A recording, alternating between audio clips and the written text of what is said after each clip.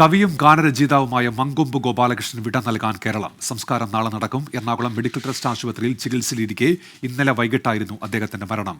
നിതിൻ അംബുജൻ ചേരുന്നു വിശദാംശങ്ങളുമായി. ഇപ്പോൾ കൊച്ചിയിൽ നിതിൻ, ബുധനാഴ്ചയാണ് അദ്ദേഹത്തിന്റെ സംസ്കാരം. നാളെയാണ് സംസ്കാര ചടങ്ങുകൾ നടക്കുക.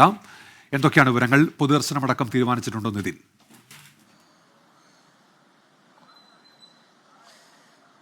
ഉന്മേഷ്, ഇന്നലെയാണ് എറണാകുളത്തെ സ്വകാര്യ ആശുപത്രിയിൽ ചികിത്സയിൽ കഴിയവേ മങ്കൊമ്പ് ഗോപാലകൃഷ്ണൻ അന്തരിച്ചത്. 78 വയസ്സായിരുന്നു. നിലവിൽ ഇപ്പോൾ മൃതദേഹം മെഡിക്കൽ ട്രസ്റ്റ് ആശുപത്രിയിൽ സൂക്ഷിച്ചിരിക്കുകയാണ്. നാളെ ഏതാണ്ട് ഉച്ചയ്ക്ക് 2 മണിയോടുകൂടി തന്നെ സംസ്കാര ചടങ്ങുകൾ നടക്കുമെന്നാണ് ഇപ്പോൾ മനസ്സിലാക്കാൻ സാധിക്കുന്നത്. തൃപ്പൂണിത്തുറയിലെ ശ്മശാനത്തിൽ വെച്ചാകും സംസ്കാര ചടങ്ങുകൾ നടക്കുക.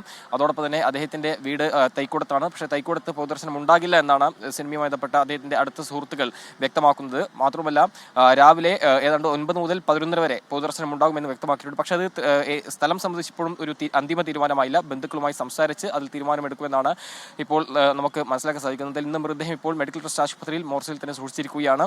നേരത്തെ സൂചിപ്പിച്ചപ്പോൾ തന്നെ ഇന്നലെ വൈകിട്ട് 4:45 അദ്ദേഹം ഹൃദയാഘാതത്തെ തുടർന്ന് മരണം സംഭവിച്ചത്. ഒരാഴ്ച മുമ്പ് അദ്ദേഹം വീട്ടിൽ നിന്ന് വീണ് പരിക്കേറ്റ് ചികിത്സയിലായിരുന്നു. ആശുപത്രി വിടാൻ ഒരുങ്ങുമ്പോഴായിരുന്നു ഇത്തരത്തിൽ ഹൃദയാഘാതം ഉണ്ടാവുകയും പിന്നീട് മരണം സംഭവിക്കുകയും ചെയ്ത്. 200-ലേറെ സിനിമകളിലായി 700-ലധികം ഗാനങ്ങൾ അദ്ദേഹം രചിച്ചിട്ടുണ്ട്. നമുക്കറിയാം 1971 പുറത്തിറങ്ങിയ വിമോചന സമരമാണ് ആദ്യ ചിത്രം. അതിനുശേഷം പിന്നീട് അങ്ങോട്ട് ഓരോ കാലഘട്ടത്തിനനുസരിച്ച് ഗാനങ്ങളാണ് പിന്നീട് അദ്ദേഹം മലയാളികൾക്ക് സമ്മാനിച്ചത്. ഒഴിമാറ്റ ഭാഷകളിലും അദ്ദേഹത്തിന്റെ സംഭാവന നമ്മൾ കണ്ടിരുന്നു. ബാഹുബലി ഉൾപ്പെടെയുള്ള ചിത്രങ്ങൾ അദ്ദേഹത്തിന്റെ എടുത്തു പറയേണ്ട ചിത്രങ്ങളാണ്. അങ്ങനെ മലയാള സിനിമാ രംഗത്ത് കയ്യൊപ്പ് ചാർത്തിയ ഒരു ഗാനരചയിതാവ്, തിരക്കഥാകൃത്ത് എന്ന നിലയിൽ അദ്ദേഹം മലയാളത്തെ അടയാളപ്പെടുത്തിയ വ്യക്തിയാണ്. ഇന്നലെ വൈകിട്ട് 4:45 അദ്ദേഹം മരണത്തിന് കീഴടങ്ങിയത്. എന്തായാലും നാളെ ഉച്ചയോടുകൂടി തന്നെ സംസ്കാര ചടങ്ങുകൾ നടക്കുമെന്നാണ് ഇപ്പോൾ മനസ്സിലാക്കാൻ സാധിക്കുന്നത്. ശരി, നിതിൻ അംബുജനാണ് വിവരങ്ങൾ നൽകിയത്.